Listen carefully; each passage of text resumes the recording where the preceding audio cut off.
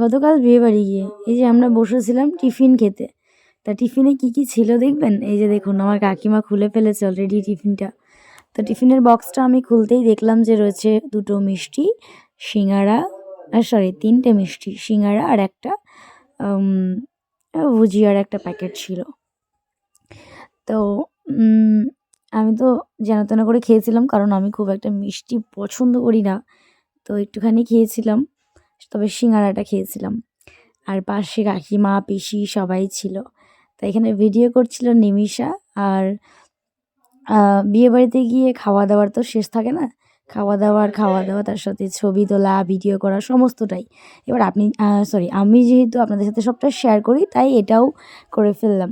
ভাবলাম যে সবটাই শেয়ার করব। এখানে পিসিদের সাথে গল্প করছিলাম আর খাচ্ছিলাম। এই যে দেখতে পাচ্ছেন, এটা পিসি হয়। তো কেমন লাগলো জানাবেন কিন্তু ভিডিও। হ্যাঁ, নতুন ভিডিওর সাথে আবারও দেখা হবে। টাটা।